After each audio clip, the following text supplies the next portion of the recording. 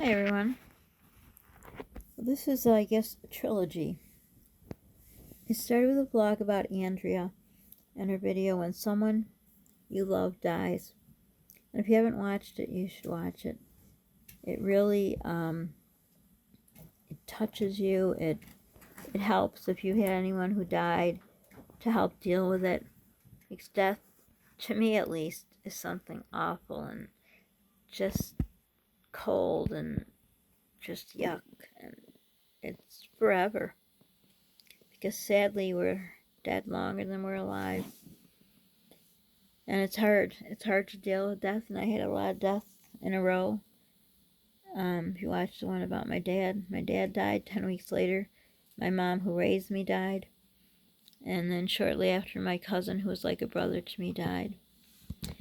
So this video I'm going to share with you. I know these three, well, Andrea's wasn't sad, but my two, these ones are kind of sad, but maybe it will help you deal with stuff. My mom, who I refer to my mom, was my mother's sister. My mom, who gave birth to me, lived in Canada.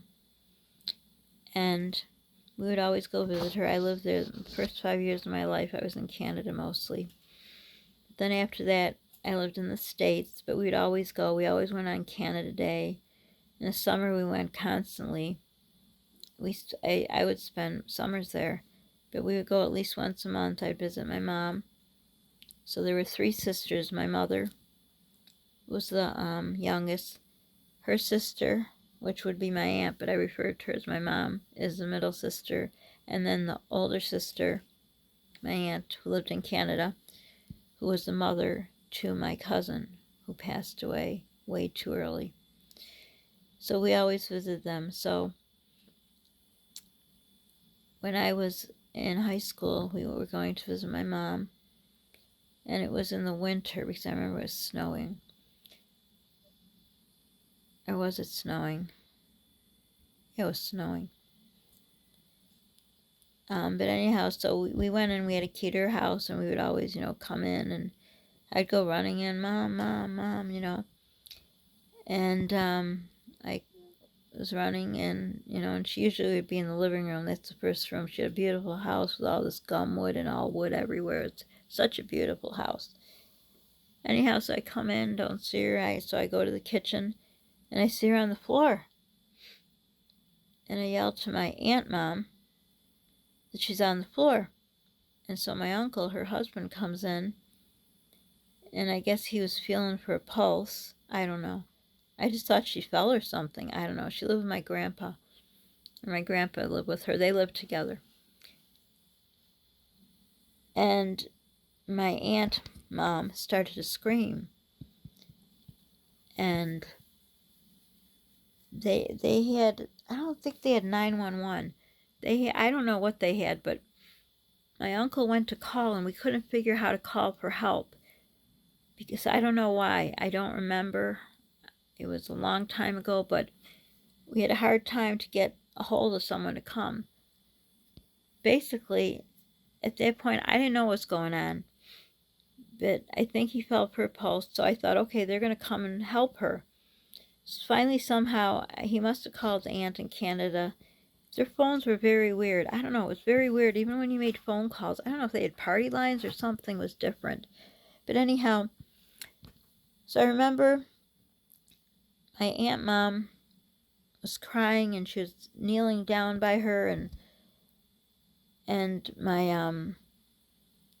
uncle was at the door waiting for the ambulance. I guess the ambulance came, the fire department came, everyone came. And I remember so they went into her, and I was by the phone, which was like, I don't know, 20 feet away. And my uncle was with my aunt mom. And all of a sudden I heard my aunt mom scream, no, no, no, it can't be, it can't be. And I'm like, what is going on? What's happening? And then this fireman came, and he started to hug me, and he says, come on with me outside. And I didn't understand what was going on. And I thought, why aren't they hurrying, rushing her to the hospital? But they weren't. And he just said, it's okay. It's okay. That's all I remember him saying. So then, I don't remember. From then on, the next thing I remember is we went to my aunt's who lived in Canada, the older sister. And they lived in a bungalow. I think I talked about this in one of my other videos. But anyhow, they lived in a bungalow. And so my aunt from Canada told me to go downstairs. They had a finished basement. My cousin wasn't there at the time. He was playing hockey. So I went downstairs and she turned on the TV. And so I was listening, and she shut the door to the basement. So I was trying to listen to see what was going on. Like, what's happening to my mother? Why aren't they there at the hospital? What's happening? And all I heard was my aunt mom just screaming and yelling and crying. And I'm like, what the heck? And I thought, is she dead? If she is, why isn't someone telling me what is happening? And I was 15 at the time. So, you know, when you go through being a teenager, it's hard enough. But then to be in a basement alone, nobody coming to tell me what's going on. My head was like spinning, like I didn't know what was going on.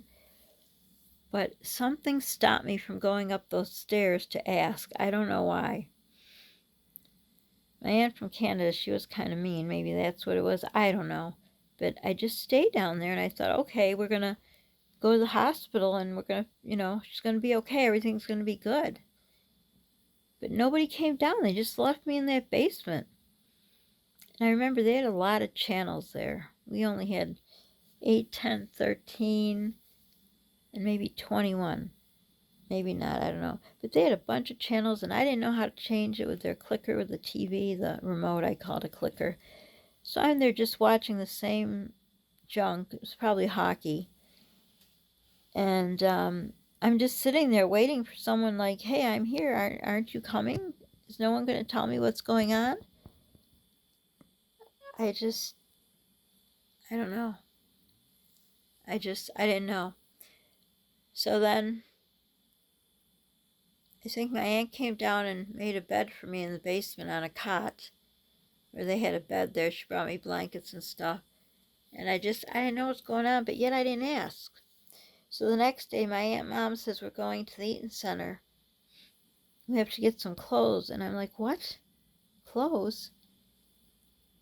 And then someone told me, I don't remember who, that my mom died. I said, what happened? What happened at the hospital? And then they explained, no, she was dead when I came in. And it just didn't make sense. So we went to the Eaton Center. I had to get something dark to wear. And I remember my father came. They were divorced. And I was so scared about my grandpa. Well, I guess we brought my grandpa over because I guess what had happened, I guess she had been dead for a few days. And my grandpa was really old. And he was, I don't know, maybe he's a little senile because he didn't call anybody or anything. He was just devastated. And so I remember when my father came, and I wasn't close to my dad. I mean, he came to visit me and brought me shopping and stuff, but I wasn't really close to him. It's why in the story, if you watch the story, the blog about my dad when he was dying, my friend said, why did you stay there with your dad all that time? Why didn't you just leave him? Because he wasn't nice to me. He pretty much was a drunk. But you know, he was still my dad. That's why I stayed there when he was dying. But when he came, I remember I was so concerned about my grandpa. And he started yelling at me, who cares about him? He called her Mama. That's in my language, mother. Mama died. That's who you should be concerned with. And of course I was concerned she died. I was very sad, but my grandpa was still alive and he was beside himself with grief. So that was the story of my biological mom dying. I never thought I'd be talking to my phone and putting this on the internet, but somehow Andrea's vlog moved me to do this. So then we have my mom, my Aunt Mom, who never went to see a doctor till she was 79. She was always healthy. I don't know. I obviously didn't get those genes. But when she was 79, she fell and broke her hip.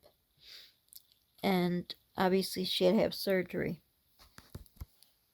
So it was on a Saturday night, I guess, and I always told her she always would wait on her husband.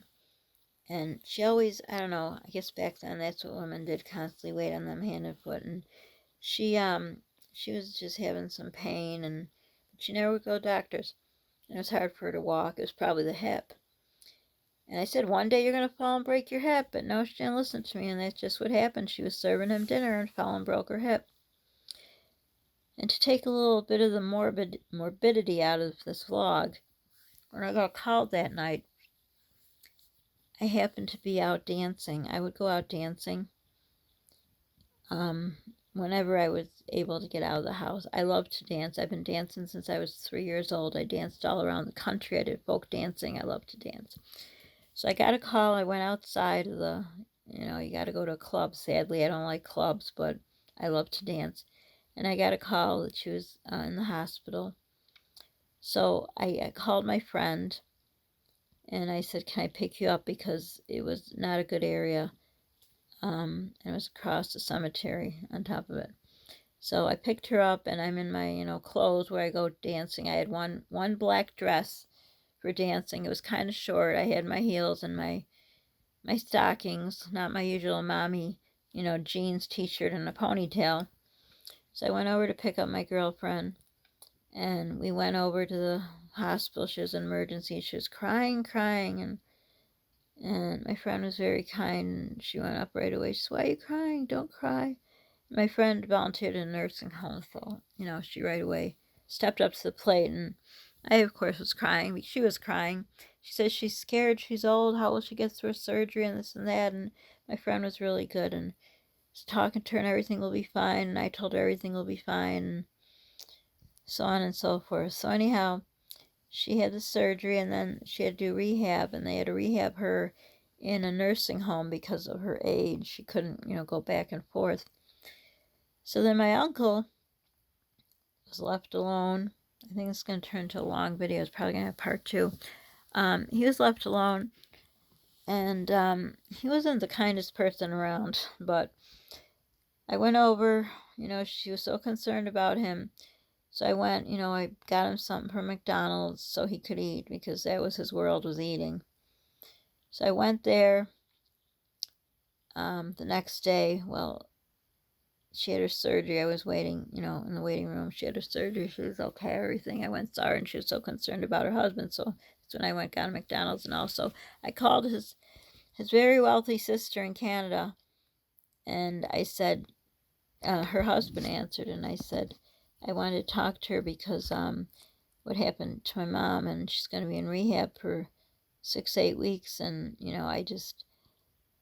I can't. Polly had so many more health problems then. I said, maybe she could get Meals on Wheels or something for him, or someone's got to help him out here. I can't do everything, even though I always did, but it was too much. I had to be with her in the hospital. That was more important, and because she really wasn't around doctors, and she was scared and all. So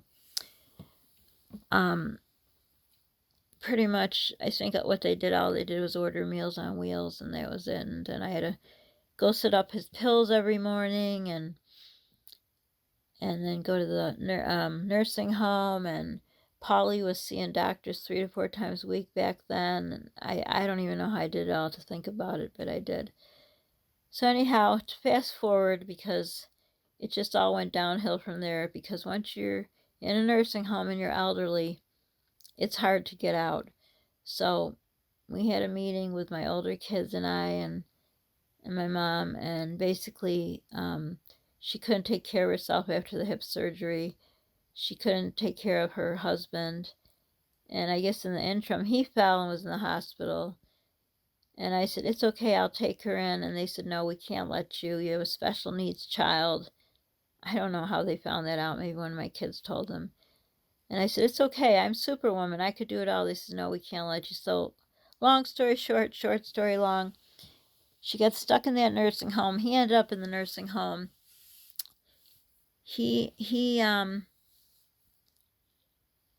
I'll do another story about him.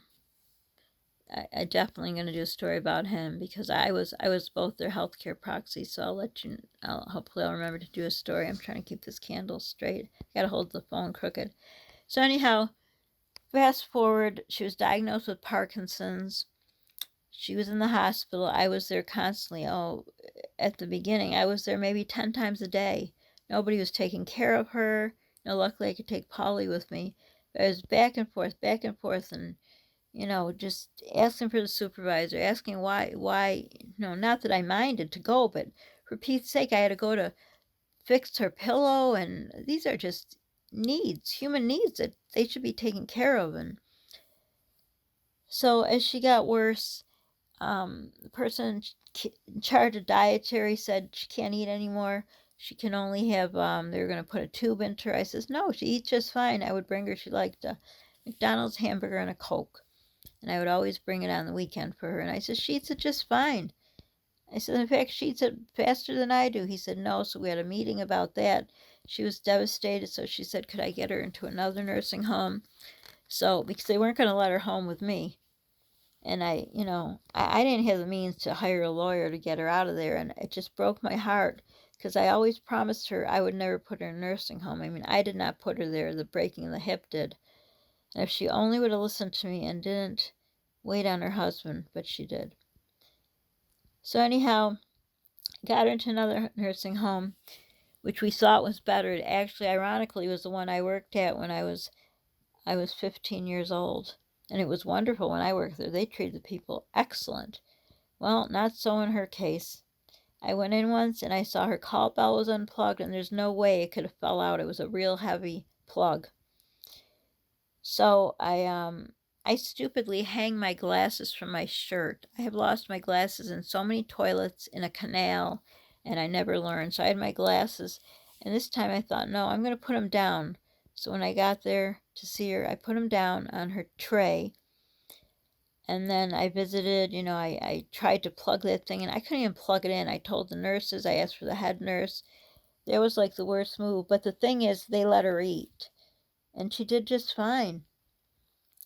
But things got worse. She ended up with a feeding tube. She was in the hospital more than she was in the nursing home. I was constantly there. All of a sudden, I was driving home, and I saw all black in front of me, like a black Sharpie marker. So I called my eye doctor, and like I said, I was her healthcare proxy. They said to come right in. So I went to see him, and I had to have emergency surgery or I'd go blind. So I had to call the nursing home and tell them that my son would be the proxy while I'm in surgery. So I was in surgery. It was like a surgery center, not in the hospital. So they did one eye, because I couldn't drive myself home, and we won't go into that because that's ugly, the ugly part of my life. I couldn't get a ride home. But anyhow, I was there with my two kids, my son and daughter. I had another son, but he wasn't with us. Or maybe he was, I don't know. So they did one eye, and after they were done, I couldn't even see. I was totally blind for about 5 minutes, which I wish they would have told me ahead of time. But anyhow, so all this was going on, and she was sick, getting worse. I was trying to tell him how to do the food, because it was coming back. You have to pull up when you have a G tube. You have to pull up first to see how much residual there is. I went to nursing school, so I was familiar with this, and I was trying to help. Nobody would listen. Once she was in and out of the hospital, so I told them, and then finally they got it straight. They wrote the orders. They wrote if the nursing home needs to follow the orders. They need to listen to what I say. And I'm going to stop here because it's getting too long, and I will continue a part 2 of this. And again, Andrea's video moved me to share this with you. If you don't watch it, I understand, because getting old and being sick and death and all that is yucky. But if you watch it, thank you. So don't forget to subscribe. Thumbs up sounds weird. Thumbs up, like it, I don't know. Hit the notification button. Share. Sharing is caring. Don't forget to pay it forward. It feels good in your heart. Polly's heart and my heart. Bye for now. Look for part 2.